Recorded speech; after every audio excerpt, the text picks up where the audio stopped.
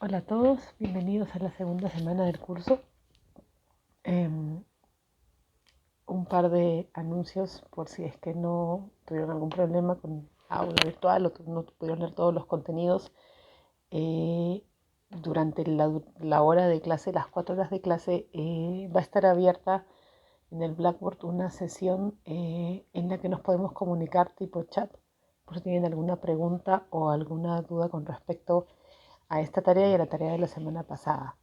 Eh, Dicho esto, entremos en materia.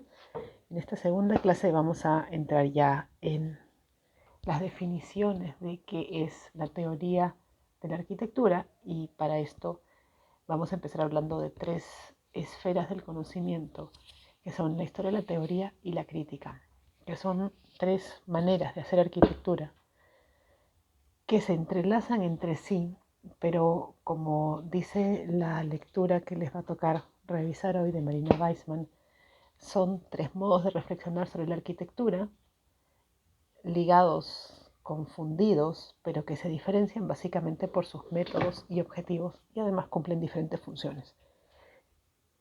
Rápidamente, como para hacer una pequeña definición inicial, la historia tiene que ver con un recuento de los hechos pasados.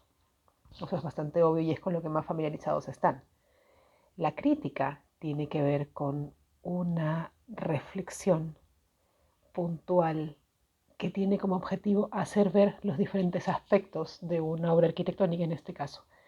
Y la teoría es una reflexión un poco más a la distancia, que junta no solamente la obra en cuestión, sino la obra con ideas, con coyuntura, y se van dando cuenta como las tres cosas están muy entrelazadas. No hay arquitectura, no hay, perdón, historia de la arquitectura sin crítica. Por ejemplo, si yo quisiera escribir un libro de historia, al momento que escojo los proyectos que quiero colocar en mi libro, estoy ejerciendo una postura crítica sobre qué poner y qué no poner.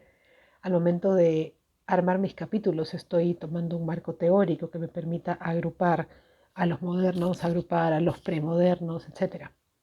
Del mismo modo, si yo quiero ser crítica de la arquitectura, tengo que ser capaz de contextualizar el proyecto dentro de lo que vino antes y lo que podría pasar después, es decir, en un marco histórico. Pero además tengo que ser capaz de ir un poquito más allá y entender cuáles son las ideas que alimentan el proyecto, o sea, la teoría. Finalmente, al hacer teoría lo que estamos haciendo es revisar ambas cosas.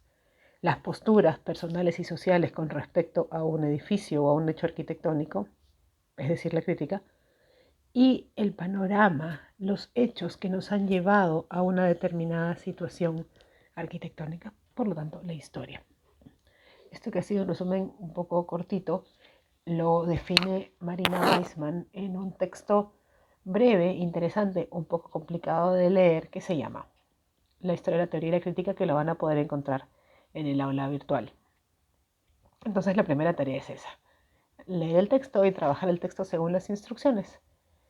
Y después de eso, la segunda tarea o la segunda actividad tiene que ver con la tan temida pregunta: ¿qué es la arquitectura? Y yo sé que es una pregunta que a nadie le gusta mucho responder. No hay una definición precisa, por supuesto, lo sé. Es más, las definiciones de diferentes arquitectos se contradicen. Es más, un mismo arquitecto puede contradecirse a lo largo de su vida, como veremos cuando hablemos de Le Corbusier. Pero lo que interesa en este minuto es que ustedes armen una definición de qué es la arquitectura desde su propia experiencia como casi arquitectos. Entonces, para hacer esto no los voy a dejar solos, les ofrezco un conjunto de frases que ha salido de un librito muy simpático que se llama El arquitecto dice. Y estas citas son citas de diferentes arquitectos de diferentes momentos de la historia, la mayoría modernos. Van a ver ahí muchos nombres conocidos. Les voy a pedir que revisen ese material y que lo usen como base para hacer un pequeño ensayo de qué es lo que la arquitectura significa para ustedes. Para mí este ejercicio es sumamente importante, no tanto por la nota que puedan sacarse, sino porque me va a permitir conocer un poco cuál es la postura de cada uno de ustedes, y eso, por supuesto, para mí como profesora de ustedes es fundamental. Así que nada, eso es lo que vamos a trabajar hoy. mucho ánimo, mucho buen humor y estamos conectados.